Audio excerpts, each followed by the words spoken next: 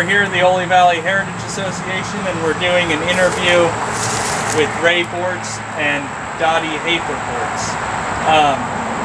So Dottie, if you could just talk a little bit about where you grew up on Oysterdale Road. Oysterdale Road, yeah. We had a farm. It was 88 acres. 88 acres. And my father farmed that. Mm-hmm. And he also was a machinist at the Eastern Foundry for 50 years. And then Omer Zook, he took over and farmed it, and he grew tomatoes for Campbell too. Okay. And all the migrant workers would come up there and pick the tomatoes and yeah, the tomato for the soup company. They took them out by the tractor trailer load of tomatoes to Campbell's. It was shipped to Campbell's. Wow. Yeah. What did your father grow? My father grew, there was clover, alfalfa, corn, and wheat. Okay. But then when Omer rented it and my dad just worked at the foundry, then they grew the tomatoes. You know, they raised the tomatoes, I should say. Did he have any animals, cows? We had cows, we had hogs, and chickens. Okay. And you were talking earlier about butchering. Now you did your own butchering? Well, my Uncle Roy and my dad would butcher a sow on a Thursday night. Then they would take it all apart and make scrapple and sausage. And then Saturday morning they would take it to Boyertown and peddle it through the village. They did that as an extra money. Yeah. Tom, you might want to stand over here so you look towards the camera. Of course, Sure, yeah. my Uncle Dan and my grandfather and my Uncle Roy, they were painters and paper hangers. But butchering it on the Friday and Saturday, that was all part of making extra money. You know. and maybe they even made moonshine. I don't know. Moonshine, Oh, sure. I don't know about Back in that. those days. I was, There was some made in Ole, I'll guarantee you. Yeah, there was. oh yeah, there was plenty of it, I'm sure. Did your dad and grandfather grow up there in Pikeville? No, my father grew up with Dr. Clauser because he was farmed out when he was 4 years old. Okay. It's right above Club Road. If you go up over the hill, Doc Clauser lived up there. Okay, up in the hill I there. forget what road that No, would be. that's Dr. Daughter. Dr. Clauser Doc- lived out back Oh, here. Dr. Clauser up there. Oh, right here. Oh, Right here, and on the, Berlin Mill Road. Hippie Farm. no, between here and the youth league, where the sports fields are. well, there's a field there, and I think he may have owned it at one time, but Jack Keller owned a farm that Dr. Clauser owned. Oh, where Irene. Yeah, Oh, okay, back on Lake Road there. Yeah. yeah, on Lake Road, Sure. yeah. So what kind of early memories do you have growing up on the farm? I don't know, my mother and father worked, and my brother and I were there almost all the time ourselves. Did you have chores you did? Did we have chores to do? Yeah, what chores did you do? We had all the chores to do. Yeah. We She was cooking and baking I when was she was only cooking 10 and years and old. cooking and doing the laundry and stuff. We had to clean eggs because we had chickens, and we make sure that they were perfectly spotless to go to the Acme store in Bortz. And we hated that job. And sometimes when we got tired, we'd just flip them over the fence. Just toss them. Yeah, we Well, you did. had to weigh them and everything, each egg, you know. They all had to be a certain Had to be size. graded, yes. Yeah. Right. Right. Had the egg scale. Yeah, and Then you heard Dad had a body shop. Then he worked, he used to repair cars in the summertime and paint them, and he was always working. Yeah. Hard worker. The old people always worked. That's the way it was. Did your parents mostly speak Pennsylvania Dutch? yes, they always spoke Pennsylvania Dutch, but not to us, just to themselves. Sure. But that's how you learn to speak it. You know, we never learned. I learned, but not well enough to speak it. But I know all the words. Sure. I didn't. I found out what they were. You know, Everybody said if you don't talk it, you start losing it. Yeah, Exactly, that's yeah. too bad. It really is, Yeah. because you're losing the culture. I know Clay Bissell, Yeah, a little bit. so Huddy thought, her mom always said, so Huddy thought, so Huddy thought. And so that she means, said, and then she said, Mm. or then he said. Yeah. Huddick saw it, yeah. The You're only learning it right. Yeah, I'm trying to. Yep. Yeah. the only Dutch I learned was in the barn, and it wasn't Okay. polite, so some of them words you can't say though again. shouldn't. Well, I think you hear them, but you don't repeat them all the time. Hmm. It's I know most of it, but I don't speak it very well. Do you remember the sawmill that was on Yoder Road there? Well, yeah, between Yoder Road and Miller Road. Okay.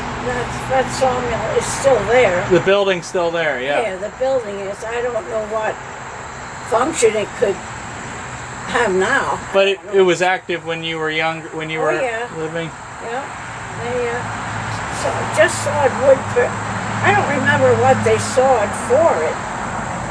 The addition to our house, it has sawn hemlock.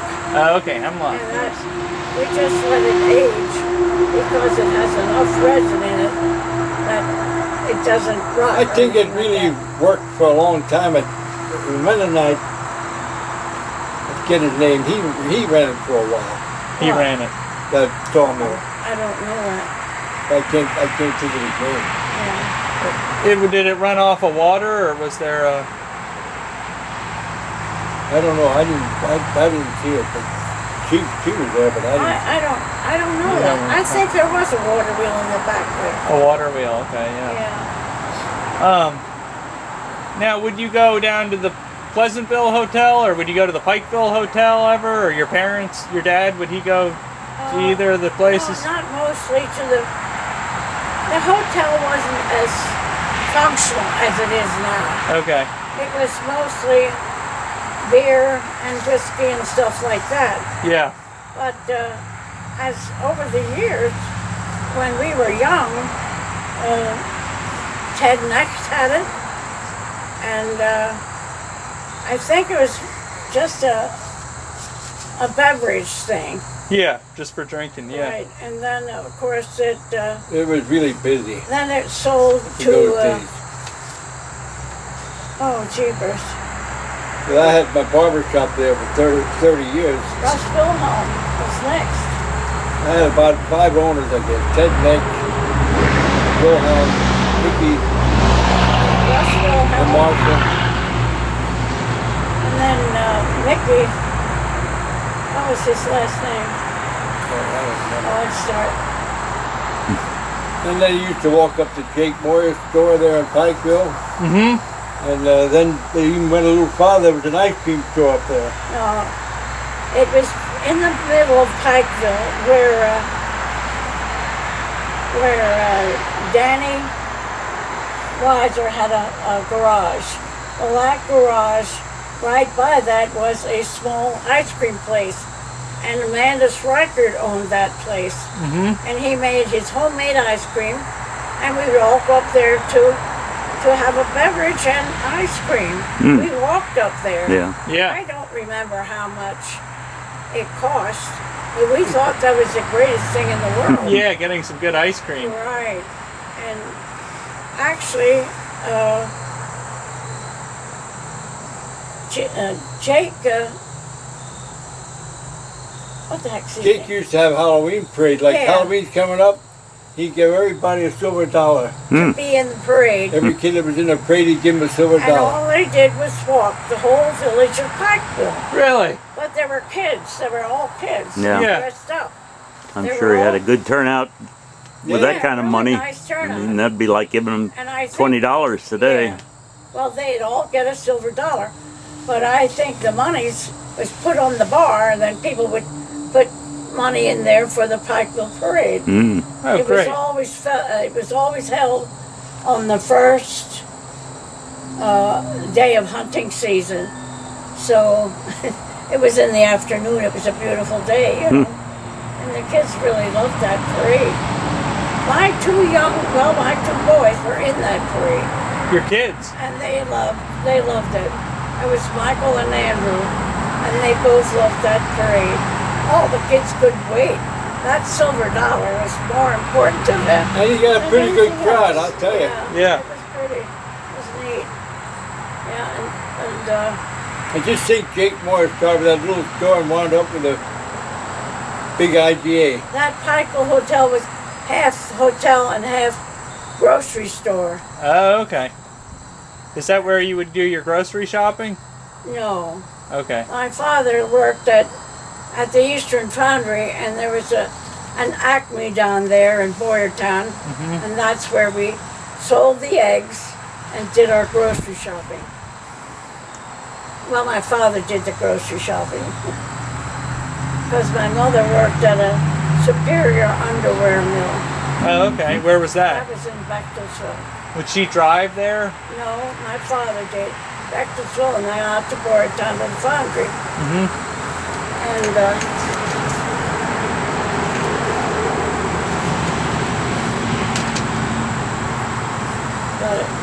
And then I think there was something else there before the Acme market, but there was another market, but I can't remember what that was. Of course, we had Boss's drugstore and the hot dog place there. Where did you go to school? I went to Ole. Okay, you went into town. You didn't go to a one-room schoolhouse at all? I went 1 year in a one-room schoolhouse. That was Antrim. That was when I was born. We go right out to Pheasantland Park.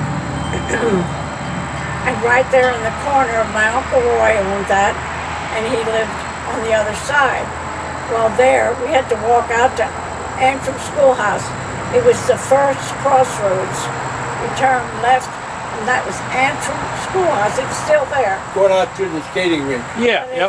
It's First a road to the house lefty. now. It's a house today. It's a house. Okay, yeah, I know the one you mean. You know where it is? Yep. Okay. That's where I went 1 year, and the rest of the time we moved to the farm, and then I went till I graduated from early high school. Would a bus come pick you up to... The bus would come pick us up at next store. We had to walk down to Nick Yerger's store. in Pleasantville there? Yep. You know, I walk 2.5 miles to Wheelburg every day. 2.5 miles, rain, snow, sleet. They never had snow days. Yeah, You went, you had to be there. and if it rained, you went in the rain with an umbrella. And they didn't have the snow days like today. If it snowed a little bit over, you can't go to school. Yeah. So do you remember the cheese factory? Oh yeah. When was that in business? It was a creamery. A creamery originally? I worked there You at worked night. there. Okay. But, I got in the Navy in '54, so it was that time, '54, I started working there at night just to make extra money. I was the tallest guy, so I had to lift the 50-pound cases. Wow. Oh. Put them on. You know, Put them on top of the pile. that's a disadvantage of being tall. Yeah. What were they? So they were making, or they were doing cream and cheese, or what were they? What were they I producing there? remember it was called the creamery, I and still got the old box in there from there, Oh, cool.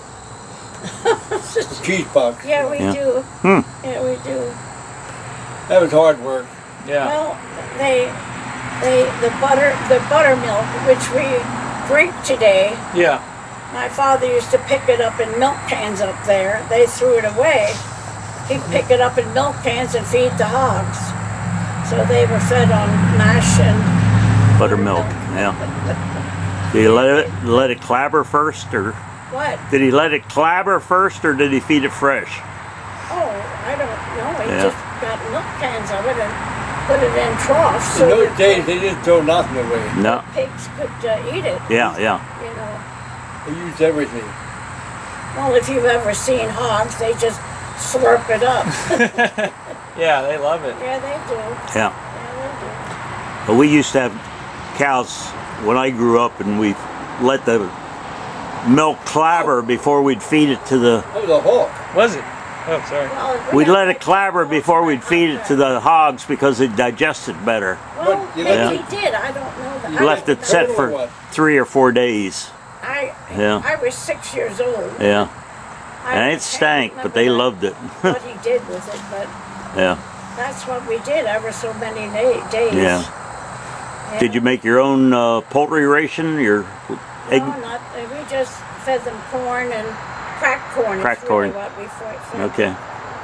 And they used to put oyster shells on the barn. Right. In the barn with our, We used to put molasses in the Wagon. silo and stuff. yeah. And then we that was so the chickens' eggs would get harder shells. Right. So they weren't fragile.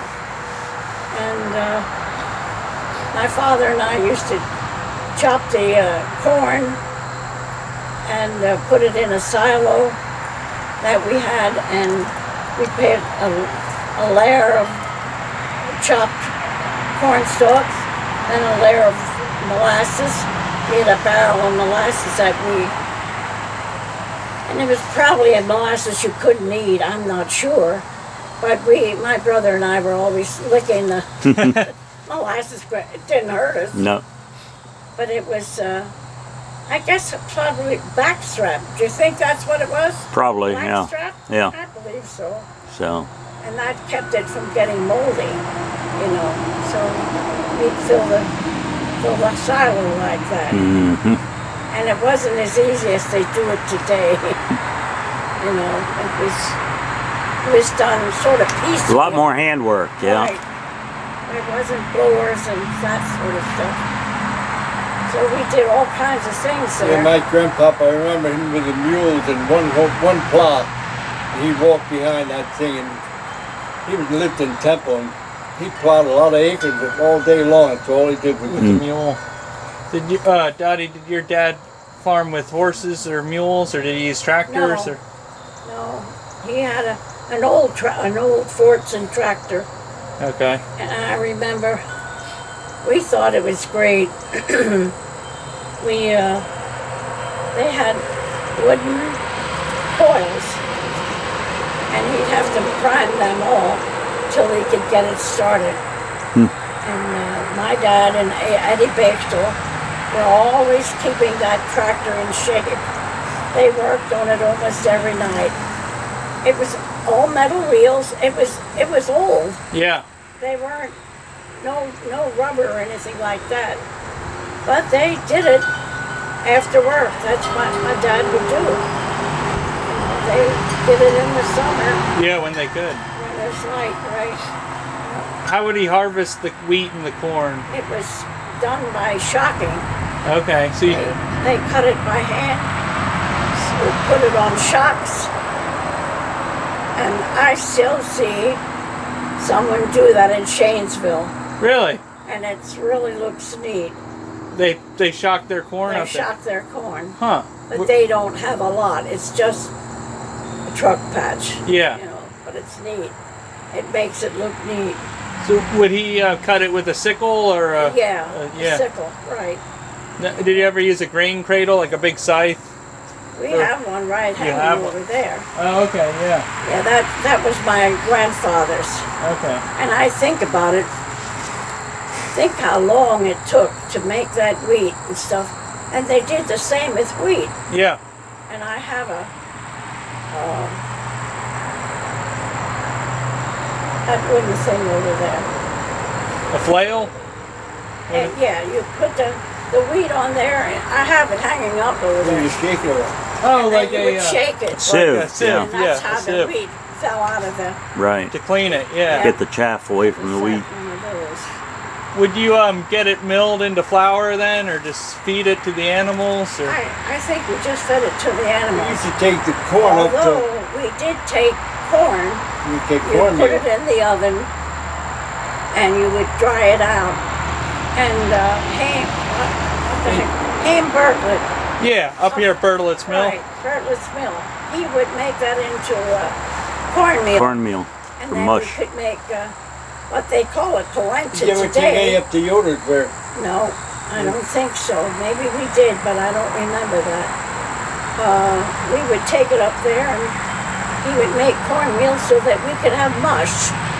now they call it fancy name polenta. Yeah, but it's And they more, charge $5 more.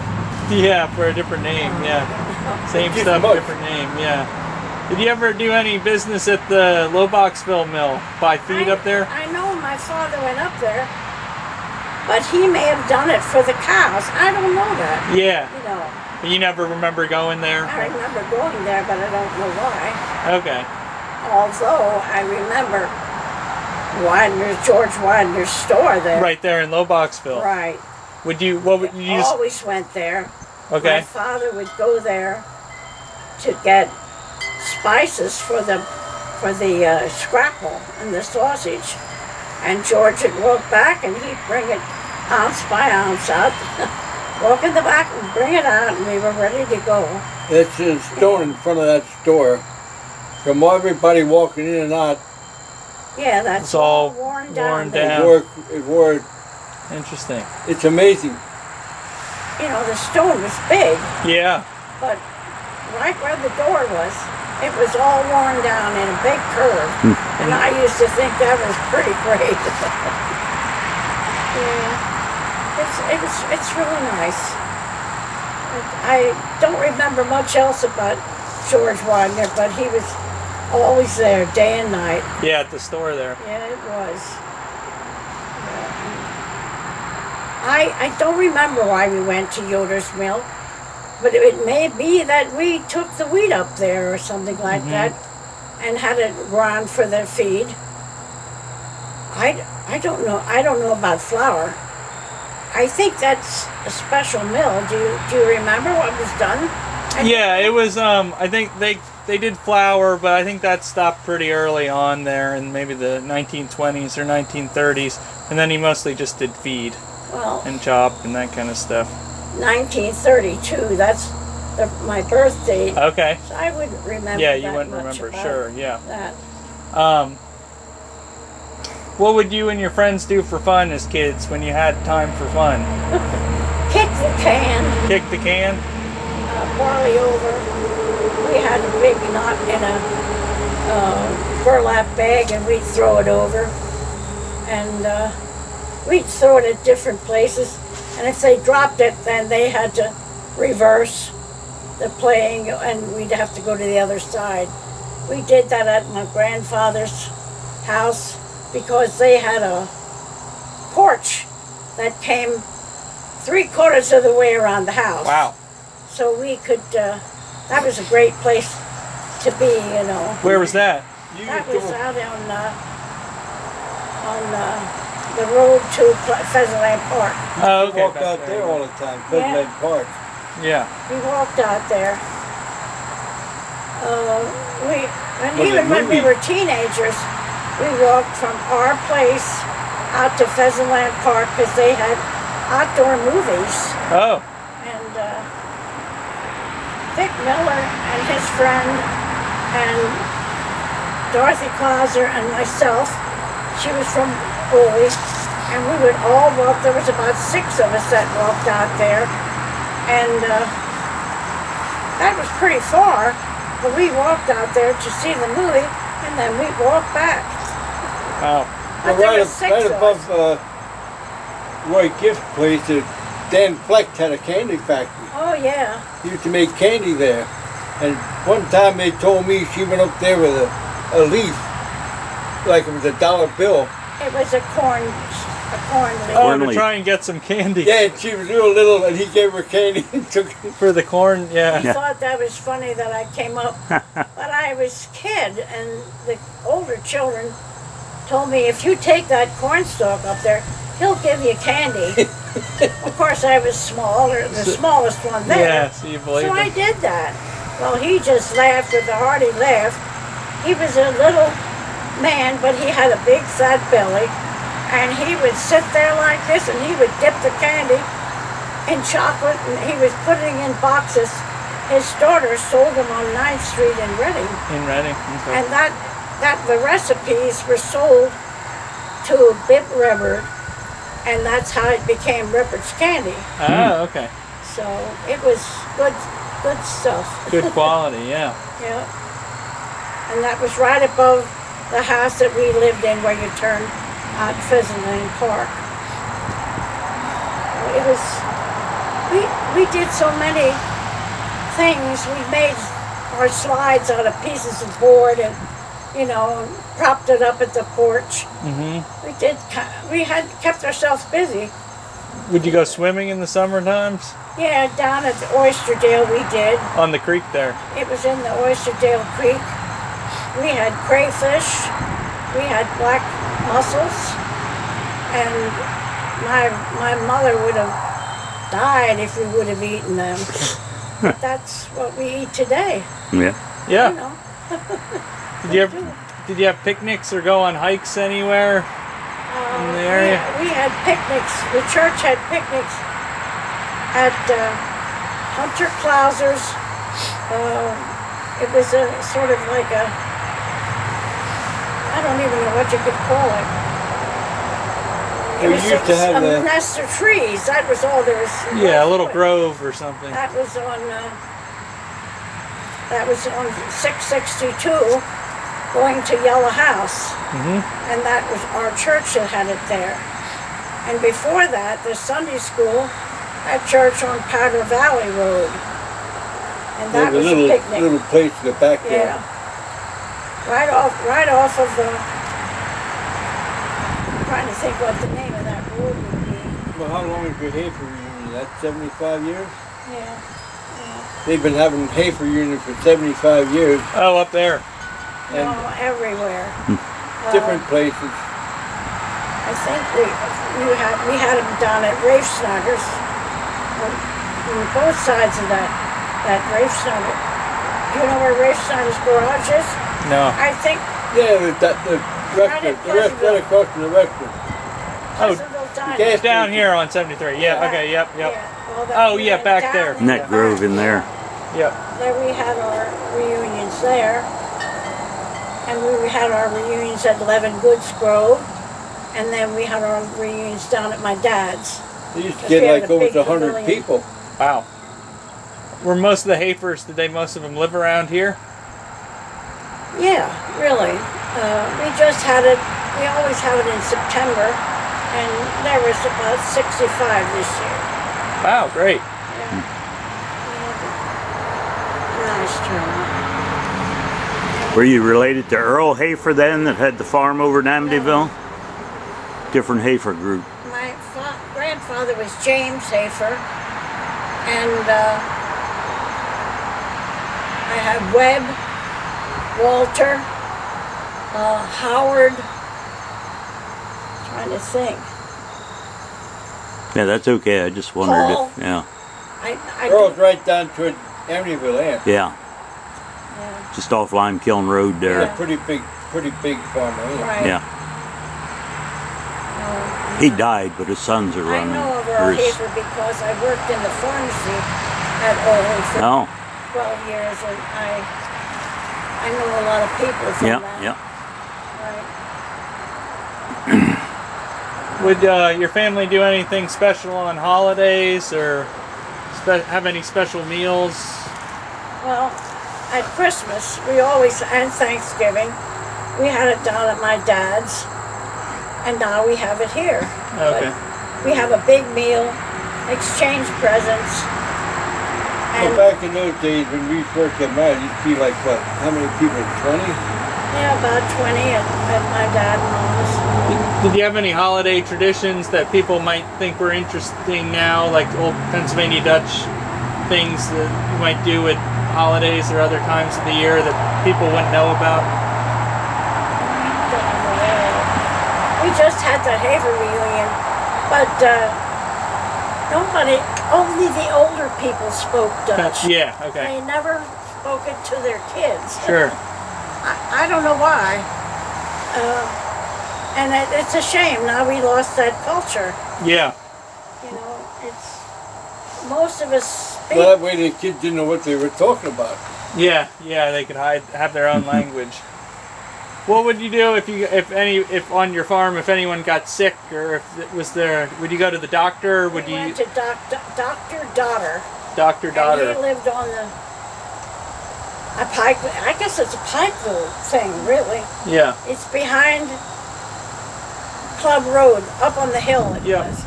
But he had his practice in Boyertown. Yeah. And we'd go there.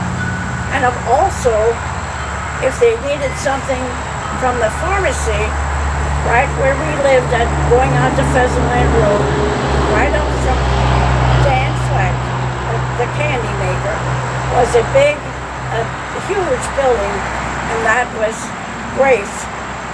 He was a pharmacist, and he would mix up cold medication and stuff like that. And he always went up there. My dad went up there and got it. Yeah, but we. You mostly took care of yourself in those days. Yeah.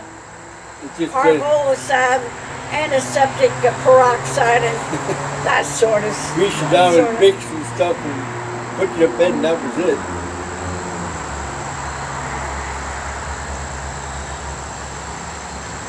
I can't think of anything I else. just found an old dentist bill from Harold Wegman. Uh-huh. $5 to clean your teeth. I still have it in my. I've beaten through my stuff. It's unbelievable. Yeah. Ray, do you want to talk about your connection to the Wegman family? And you have some Native American background, right? Yeah, we have Lenape, Yeah. and I'm the only one that looks dark in my family. My brothers are all fair hair, but it came out to me. My dad's great-great-grandmother was an Indian. Was an Indian, okay. Yeah, and the Wegmans came over, and they married a squaw down along the Manitawny, and that's how we got in our relation. I got papers in there that shows you we held a reunion every year too, Wegmans, for about 70-some years. And they used to come dressed like an Indian. I have pictures in there. With a full Yeah. outfit. Full Long feathers and head Walter dress. Wegman and Helen Wegman, they come dressed up all the time. Wow. And then I used to, back in those days, my grandpa, Dan Wegman, him and Walter were really good. Walter Wegman were really, him and Dan were really friends. They'd have bands playing at the reunion and everything. Wow. It was different in those days. Everybody'd come. Yeah, it's a big celebration. Yeah, Well, big celebration. That was the recreation you had, Right. yeah. We just visited his cousin May, and that was one of Walter Wegman's children. And May Hoffman, you're talking yeah, about. Yeah. Ray Hoffman, May Hoffman. She's used to have a catering business. Yeah.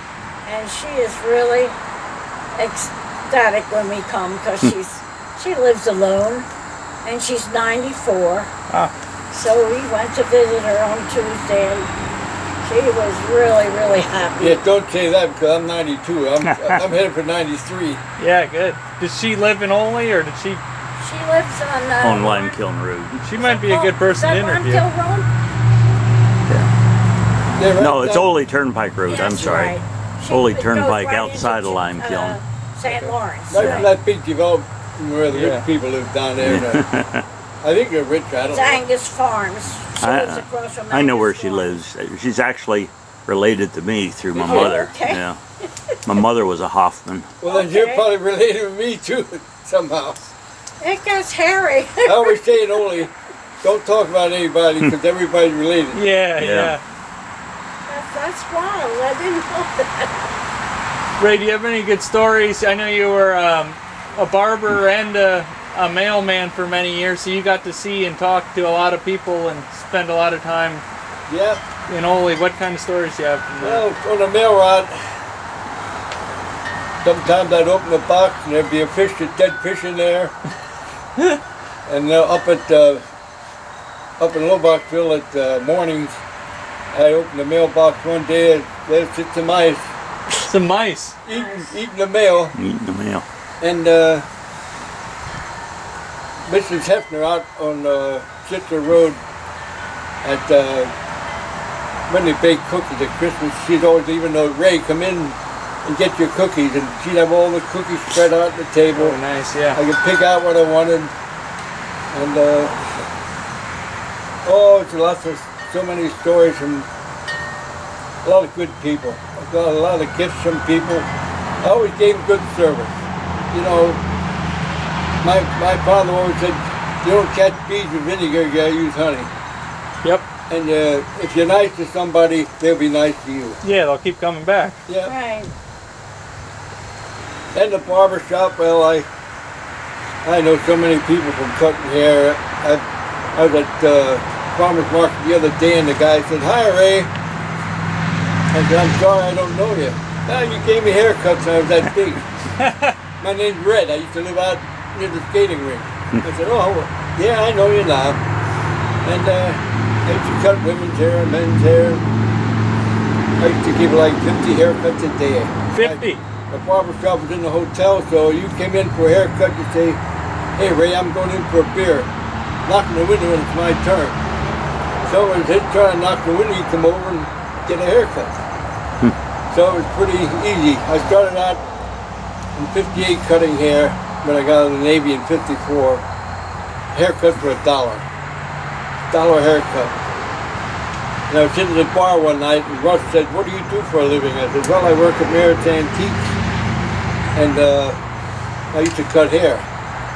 "Well, why aren't you cutting hair?" I said, "I can't afford it.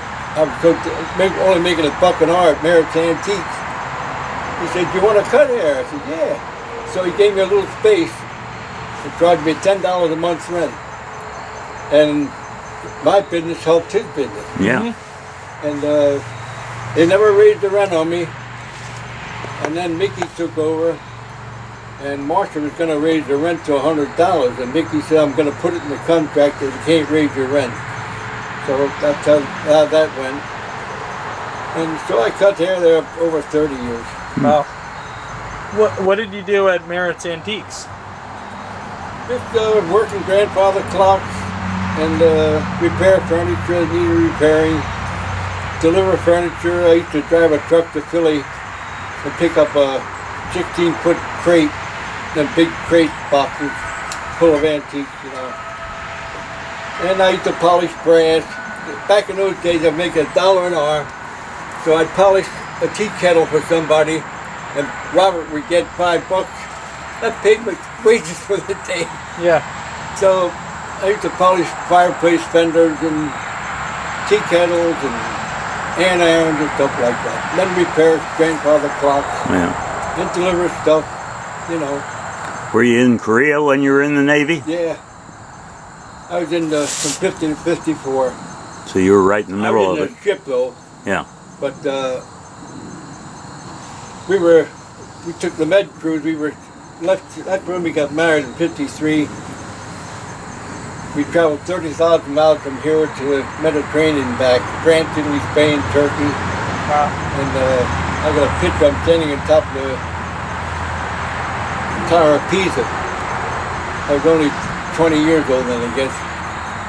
And I had a good time in the service, really. We traveled a lot. And in fact, we still held reunions until the last year or so, from 70 years ago. Guys, I'm Yeah. the oldest guy now. Yeah. Everybody's dead. Mm-hmm. But we used to meet in Mystic Seaport, Norfolk,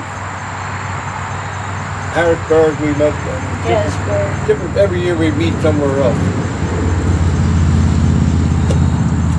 So it was. I said to her, "When I'm going to go to the Mediterranean for 3 months, so let's get married because I don't want to run around over there." you know. Yeah. Good for you. We got married, and said next year to be 70 years we're married. Outstanding. Congratulations. How'd you meet? How'd you get together? Blind date. Okay. A friend of mine in the Navy was coming home for the weekend, and he says, "Do you want a date?" I said, "Nah, I don't want to mess around with women, you know." Come on, I'll get you a date. A woman that worked, his wife worked with Dottie. So we met and went to Cookstown swimming pool. It was so cold. I don't like cold weather. I was shivering all the time. Well, Kutztown Pool was a spring. Spring fed, yes. So it's cold water. Yeah. Well, that's how we met on a blind date. But yeah, I worked with a woman that's husband was on the ship with him. That's how we met. And it's, you know, 70 years went so fast. Yeah. Yeah. We like to argue once in a while. It gets your blood going, you know. You Yeah, gotta- sure. You know, two people can't think the same. Otherwise it'd be boring.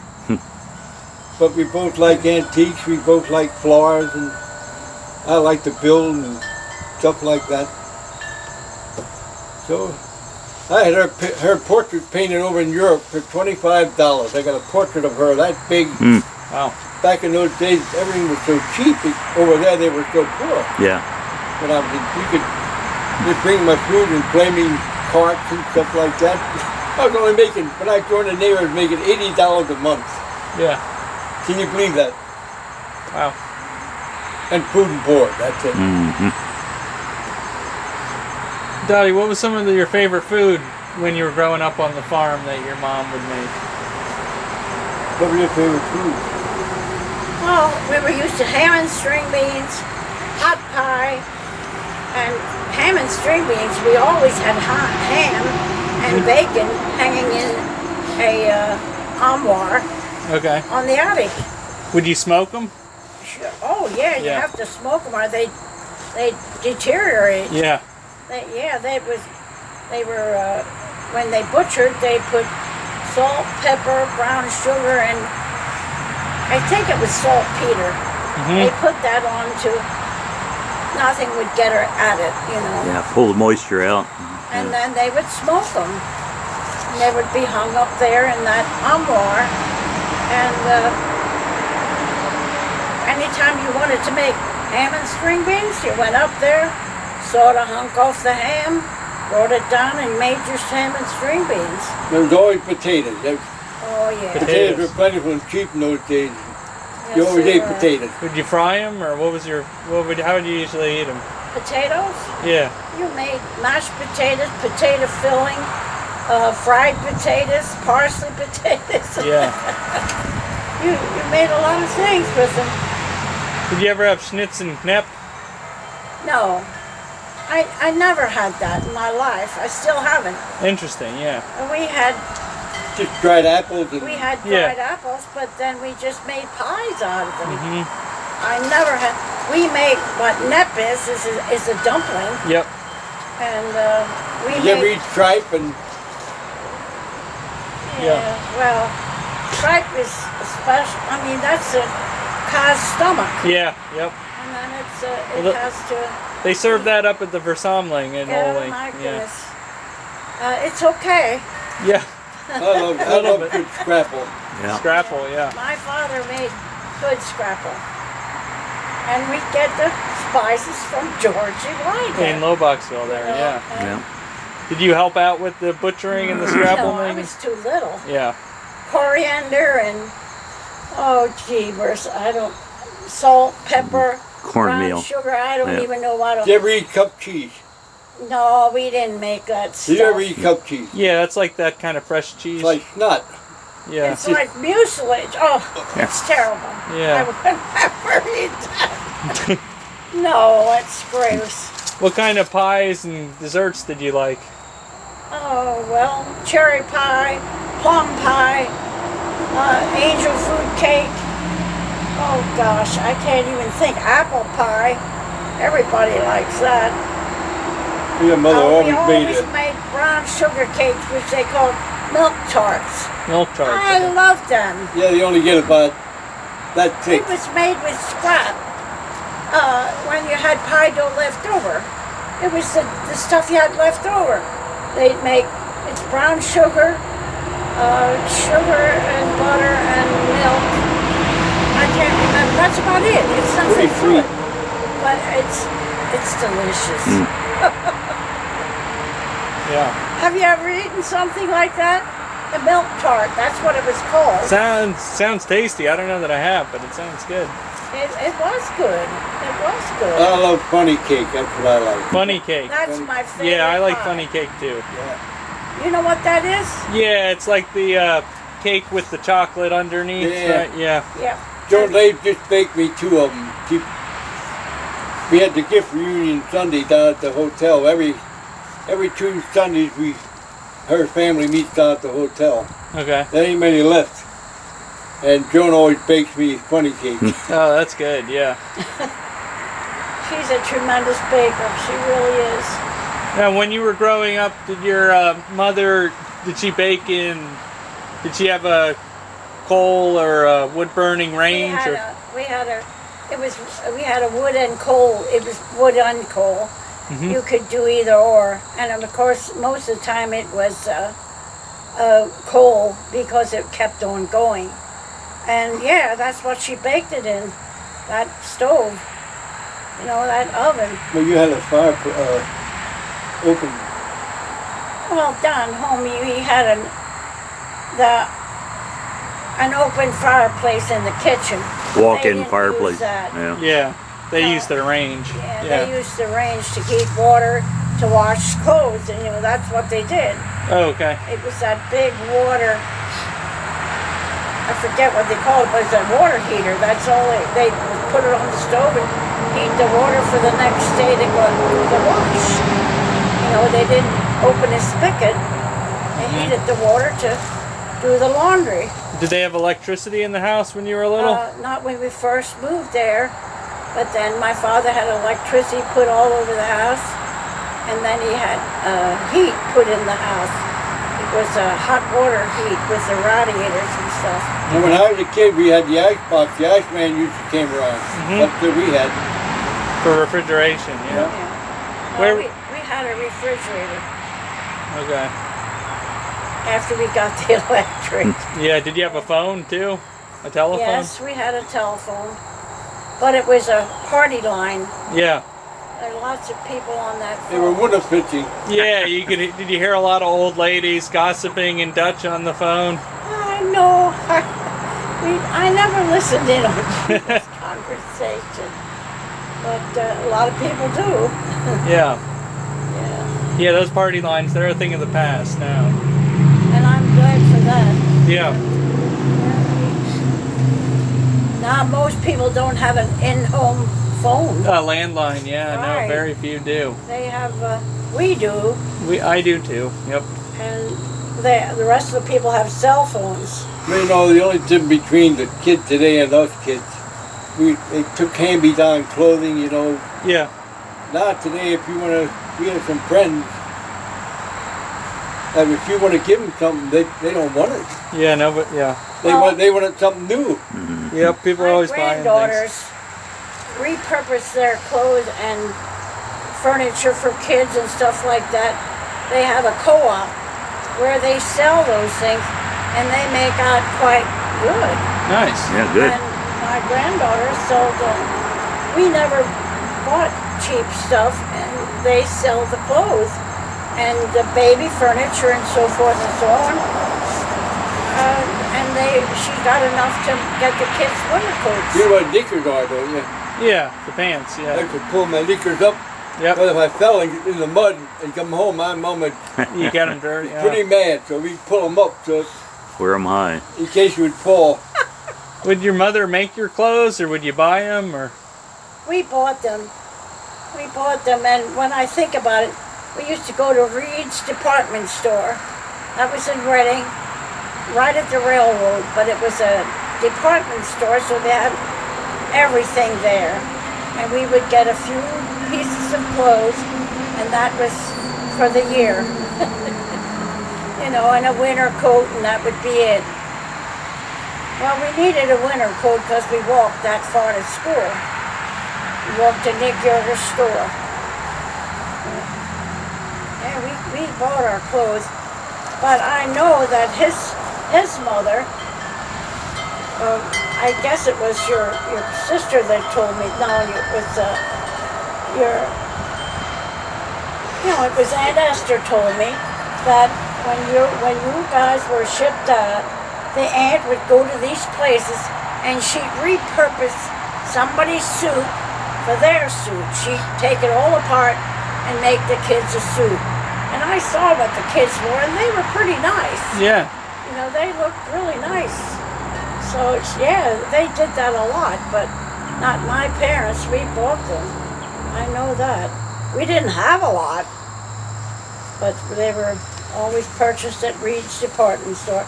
My father had a car, a 1933 Plymouth.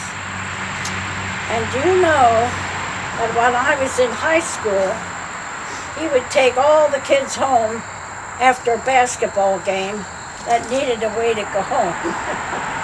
In that old 1933 Plymouth. He'd pack them all in there. Yep, he'd pack them in and he'd take them all home. Was he the coach or was he just the watching? No, he had worked. Oh, he was You know, working. he had the farm, he was a machinist. He was the best father-in-law and mother-in-law I ever could have. He sounds like a good guy, yeah. They were fine people. I can never say anything bad about my in-laws. And, do you remember anybody when you were growing up who seemed particularly old-fashioned in the Pikeville, Lowboxville, Pleasantville area? Like any real old-timers who you thought, wow, those people are kind of funny? Yeah. Oh, old lady Shade. Oh, yeah. Old lady Shade lived right above the hill. Yeah, on Mine Road. Yeah, and she used to come down with a straw hat and a pipe. And she'd come down to Jake's man's shopping. suit. She was always in a man's suit. Everybody was scared of her because she was dressed like that. And then there used to be a guy used to live down here in the potato farm. What's his name? Isaac. I don't remember. And he'd come up and when he'd go past the hotel, he'd hit his head with a rock because it was sinful to go in a hotel. He used to sleep down a potato at, what was that name? This is Henrik you're talking about? No, where were? Raymond Hafer, and he lived with his uncle. And They had a potato farm there. Deturk, his name was. Deturk, yeah. Remember him? They had the big potato farm. And that man slept, he was some relative of theirs, an uncle or something. But he was so dirty. Never took a bath. He was challenged. Yeah. And he would sleep in that barn. Potato cellar. Yeah. He would always sleep there. He walked the streets constantly. Yeah. Yeah, it was. We were scared of him as kids. As kids, yeah. Yeah. Were there a lot of like vagrant fellows who would kind of or hucksters or people who would kind of itinerant people? They called them Dutchies. Yeah. And they walked through. I don't know where they slept, but they would beg for food. And my mother would always feed them a sandwich, a scrapple or something like that, and give them a hot cup of coffee. But they were kind of funny. They would say the coffee's gone, but my sandwich isn't, to beg for another cup of coffee. Would they do any work or? Not at our place. Yeah. She just pitied them. Sure. And of course, they were poor. And it kept them warm, to have coffee. And then they'd be on their way. They were vagrants. Yeah. Where they slept, I don't know. We call them hobos. Yeah, hobos. In Buhlberg, where I lived. They called them Dutchies. They'd mow the grass or something. Then they'd hop a train and go somewhere else. So they called them Dutchies because they spoke Pennsylvania Dutch, you think? Or? I don't know why. Yeah. We were scared of them, I know that. They were just homeless people, is exactly what they were. And I'm glad I never had to live like that. Yeah, same. Well, people do today. Yeah, but if you want to work, you can work. I don't believe that stuff. Yeah. I really don't believe it. My father always said, if you don't work, you don't eat. That was his motto. And I still think they could get a job somewhere and do something. Especially right now. So. Yeah. When your father was taken over to another farm to work on the other farm, what how long was he there for? I don't really know. All I know is he was farmed out, and my Aunt Mary, they had too many children, and they were farmed out. And my Aunt Mary worked, the Pikeville Hotel was owned by Schaefer, Howard Schaefer, and she was farmed out to them. And they had 2 families in that Schaefer marriage, and they were Amy and you're stretching my memory a little. Sorry, yeah. Amy and Margaret, and then they had Howard and Mary Jane, and they were 2 different families and 2 different marriages.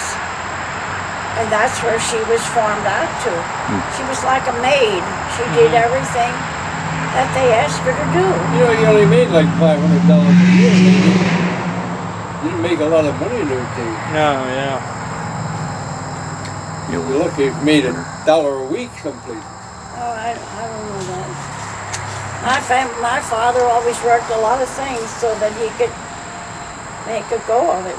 Yeah, and provide for you guys, yeah. Right. Well, I guess we're about towards the end. Is there anything else you want to add? Anything that you think important that you remember from growing up around here, or either of you, that people might not know or might have forgotten? Well, there were Gleason's store and Heaster's store, and there was a 5 and dime store run by Arthur Yaus. And then when he sold it to Mrs. DeTurk, and she had it for quite a while. And it was just like a 5 and dime store. I was in the middle of Ole, close to the old fire company, which was a garage, Clint Bryant's garage, and that was the old fire company. Then of course they built that new building, and now they build the other new building. So Yeah. There was a car dealer there too, wasn't there? well, yeah, there was a, Will Hawes had a car dealer, a Plymouth car dealership in there, Right in the middle of town. right in the middle of town. And now a young man has a barrel works there. I think it's all run by computers. Where they had put the old hardware store then. Right alongside of Sandy Hall's. Sandy Hall's is beauty shop. Yeah. That big building there. Yeah, the big garage building there, yeah. After Chrysler dealership. Chrysler, okay. I thought it was, well, it doesn't matter. I thought it was Plymouth, but Well, and Will Hawes owned that big house at the crossroads where the light is, where Mass Mowers was. That was where they lived. Okay. So, Ole is a jewel. It's a gem. Yep. Thank God. right. I hope it stays that way. Yeah. Well, thank you both for telling us these great stories. I really enjoyed it. It's what I remember. Yeah. Yeah. No, that was Okay. good.